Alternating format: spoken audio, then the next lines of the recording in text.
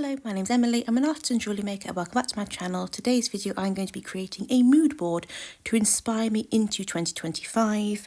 I think I want to include some things that are both kind of memories to make me feel happy on why I'm doing all of this, but also some inspirational pieces that hopefully will keep me inspired to make all the things that I want to do, learn all the things I want to learn, so on and so forth. So I started off by illustrating some titles that I wanted to do. So I had somewhat of a basic structure for my mood board. So this one says, do it for, and there's going to be a picture of me as a child because this year I'm going to try and heal that inner child of mine, but also for the person that I lost through being unwell. And without getting too dark in that sense, I want to make sure that I keep that in mind. I then have some inspiration pictures, so I wanted to make sure I had that as a title, things that I find on Pinterest that I feel really inspire me on what I want to make in the future and who I want to be in that future, like things I'd like to learn, things I'd like to expand on and so on. Also some quotes that I find very inspiring. I then want to include some pictures of myself that highlight some memories that made me feel really happy, some makes that I'm really proud of, and some past me that I can actually see and not feel upset about, help me with the grieving process of the runner in me, but also see that I can still do things that I really enjoy. There's a picture of me in Blackpool in my wheelchair where I had a lovely day, and because of that wheelchair I got to really enjoy that day, so I want to make sure that that is very prevalent. Also some pictures of a bathroom that I want to actually have in my mind because me and my partner hopefully getting the bathroom done. I have that in mind on the kind of style that we would like. So I'm going to start off then pinning some pieces onto the mood board. Do it for is obviously a big part of how I want to see this mood board. So if I'm feeling a bit low, I can then see that person who I'm doing it for. This picture actually makes me really sad. I feel like there's no life in my eyes. It was very much in the peak bullying period. I went to a show when I was younger to go and celebrate my GCSE results, and I was just so gone. I think it had just really taken its toll. I then have a picture of me and my gorgeous twin sister, and this picture of us cuddling is just the cutest thing in the whole world. So I want to keep that. So I want to do it for us as well, and our friendship, our twinship as it were. I then have this quote which I think is very reminiscent of how I feel, and it says, healing out loud because I nearly died in silence. And it sounds really dark, but I think, again, as I mentioned before, I feel like I need to keep that in mind of how sad I was when I was being bullied, and how despite I didn't think I'd make it through my teenage years, here I am very much at the end of my 20s, living a life and feeling joy I never thought was possible. One thing I thought about that I thought would be really cute, I'm a bit of a collector of memorabilia, things from trips that I really like, of certain days I really enjoyed, and I wanted to have a little, like almost paper bag or pouch on the mood board that I can then add some little bits to kind of look through when I'm feeling particularly sad. For example, I have a ticket from our trip to Blackpool that we won when we were doing some arcade games. So I want to pop that in there. So when I'm feeling sad, I can look at that and remember how joyful that day was. So even when, say, my pain's really bad or I'm in the midst of feeling really unwell, with a flare up, I can think, well, you know what? I can get better, take my time to rest and not feel guilty for it. We can do that again. So to really focus on that journey of getting better, feeling better, so I can go and do the things that really are special, making memories with my loved ones. But as well as reiterating the need for rest, I do also want to inspire myself to do work and really work on the business that makes me so happy and gets me out of bed in the morning. So I wanted to make sure I had a little to-do bit that I can then take off, make more to-dos when I've done those things. So I wanted to add this week's to-dos, for example. So I have some Valentine's Day interlock designs that I want to make. It's like I think actually I include a illustration of the design I'm thinking of. So I wanted to have that as a to-do, and I'm putting all the things I'd like to do in like a no time frame. I don't want it to be pressure to do this. There's no sort of do this week, but it's more a case of if I can, I'd like to. I'm also working on some storybook initials. Again, heals my inner child. I love anything sort of storybook fairy tale inspired. So I wanted to make sure that that was on there. And again, no time frame. I'm not rushing these things. And I just want to make sure that when all of these are done, I can then start again with another to do. And with it being pinned on there, I can then make another one. I'd also like to point out that these Posca markers are what I'm using over the black paper. This black paper I believe I got from The Works, and the Posca marker is the 1MR, so it's the fine liner.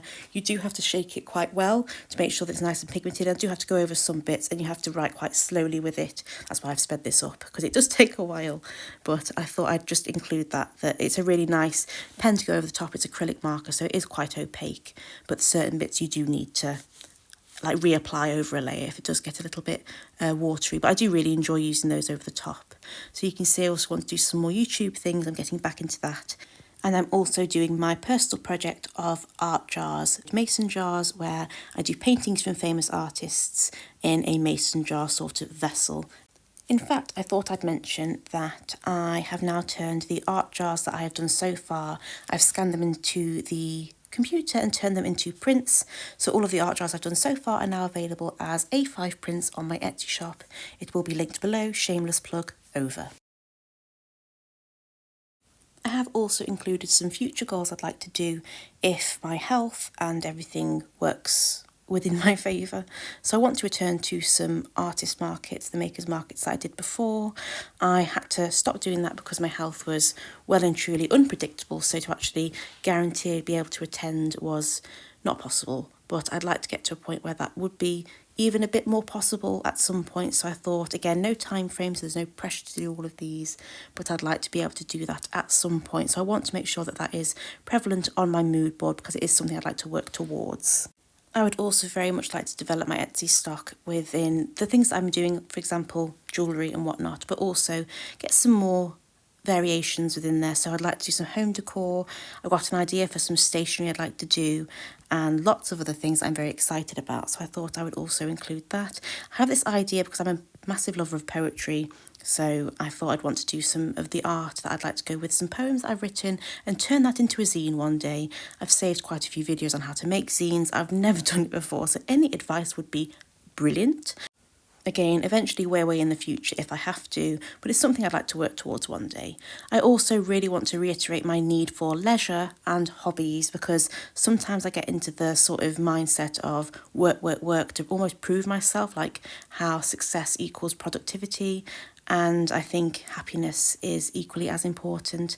And I think because I can't work a lot and because I think there's a lot of stigma attached to not being able to work because of chronic illnesses, I feel like I need to overcompensate that, but also hobbies, rest is equally as important. So I want to make sure that I can keep doing those hobbies like reading, which I want to read 52 books again in 2025, and crocheting is very important. It's very relaxing, it helps me sleep. I'm also on a mission to stop my perfectionist tendencies and I would like to complete a sketchbook. I don't care if there's anything like messy pages, I need to stop kind of fearing the need to be perfect and just enjoying the process a bit more, which I'm getting better with. So I want to do that a bit more. So painting originals and completing a sketchbook would be a massive goal for me to do, not necessarily this year, but I'd like to keep that in mind for the year. I've got some gorgeous pictures of my beautiful little piglets, and past and present I'd like to add. I don't have all of these anymore. I have Lottie and Gwenny, and I have some previous piggies that I loved and adored for a very long time. I have the black piggy there called Poppet, who was my therapy pig, who lived to be 9. She was an old lady and she was an absolute gem, such a sweet, gentle piggy. I then have my long-haired piggy there called Paloma, who was not necessarily the brightest of sparks, but she was absolutely gorgeous. She was very sweet. And then the one with a little fringe is Sweet Pea, who was very much like Gwenny in the sense that very sassy, but I feel like Sweet Pea definitely was more street, a little bit more gangster, whereas Gwenny's definitely more evil genius, will have world domination if she has time and energy. But then Lottie is the little brown piggy there, and she's a sweet little angel, very much like Poppet in a way as well. But I will stop because I could literally talk about my piglets all day. I'd like to go through some things I just added. I felt my initial there was a little bit sparse, so I wanted to add some other bits. So I added some cute notes from my partner. One of them says, "What have you done today to make you feel proud?" If you've watched the sitcom Miranda from the UK, it's one of our favourites. It's definitely my comfort show. And one day I went to my office and saw this post-it note. I also have another blue post-it note that says, "Have a fun day of pigments, pain in the neck grey and cerulean seas." Allow me to translate. Pigments obviously being a nod to our guinea pigs. Pain in the neck grey is what my partner calls Payne's Grey, which is one of my favourite paints to use, but he calls it Pain in the Neck Grey. And Cerulean Seas was because I was reading the sequel of House in the Cerulean Sea by TJ Klune, Somewhere Beyond the Sea, and he knew that that's what I was going to be reading for the day, so that's why Cerulean Seas is there. That's just his sense of humour, and I wouldn't have him any other way. I also added my interlock design that I wanted to do for Valentine's Day, and that's at the top there, that I wanted to make sure that that was something that I had on my list of what I wanted to make. And I also went through my Pinterest, found some quotes that I really enjoy and some pictures that I find very inspiring. I also have a clue from my Valentine's Day treasure hunt where I had to go all Sherlock Holmes in the bungalow and trying to find some Valentine's Day treasures. And this specific clue made me laugh a lot, so I want to have some joy within this mood board as well.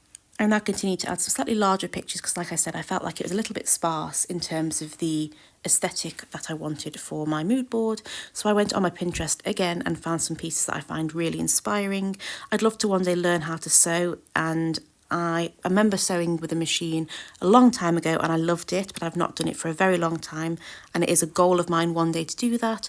I want to get into miniature art because I find it so adorable, and that's another inspiration on there. Again, Pinterest is one of my favourite places to look for inspiration, and I think I find it, I come out of there and immediately have many other ideas. So I thought that having that within my mood board would also massively help if I'm feeling a little bit lost or a little bit low and not sure where to start, especially not just for work, but also hobbies as well. Quotes definitely really speak to me. So some of the quotes I've added that I feel like I really need sometimes are, I think we become whoever would have saved our younger self. That really resonated with me. Another one is, whatever triggers you also reveals what you need to heal. And then I loved this one. I thought it was very visually appealing. And it says, you can't talk butterfly language with caterpillar people. And I feel that with my whole heart. I also liked this one. The universe told me make your own magic, and I listened. And I think that's wonderful because I really do make my own magic in the sense of quirky jewellery. Artwork is just something that I feel sings to my soul. Whether I'm happy, sad, it will always enhance a day. Whether I use it to cheer me up when I've had a bad day or use it to celebrate when I've had a good day, it will always make a day better. And I think that's so special to have that, especially when things get a little bit difficult when it comes to chronic illness or mental illness or anything in between. I found it so cathartic. We had a difficult end of the year last year, and I think I really found solace in not just artwork, but also hobbies as well. But that, my loves, is my finished mood board, and oh my goodness, it makes me feel so happy. I've popped it up in my studio now on the hooks. I can see it whenever I'm doing my artwork, and it just makes me so happy. I feel like it's got everything in there that I need to either feel inspired, feel seen, look at and reminisce on the times that I felt proud of myself, but also focus on what makes me happy and look at those little piglets. That is just pure joy. And then I also want to make sure that I add things to that little pick-me-up pouch. So when I feel sad, I can pick through that and find something that makes me happy. I'm also thinking at some point making like an inspiration pouch of ideas that if I feel a little bit lost what to do, I can kind of center myself on something that I've wanted to do for a while, that now I have picked it, the universe has said so, I must do it. If that makes any sense. But that is the end of this video. I really hope you enjoyed this video. If you like this video or like me, please subscribe to my channel. I would love to have you here and join me on all of my arty endeavours. All of my links are below if you fancy having a look through my Etsy shop. Follow me on Instagram and see my artwork behind the scenes, but also my personal life. There's a personal Instagram as well where I basically just post guinea pigs and random shenanigans that I'm up to. I hope the start of your 2025 has been wonderful, and I really thank you for spending some of that with me. I hope you have a truly magical rest of your day. Please stay safe out there, and I'll see you in the next one. Bye!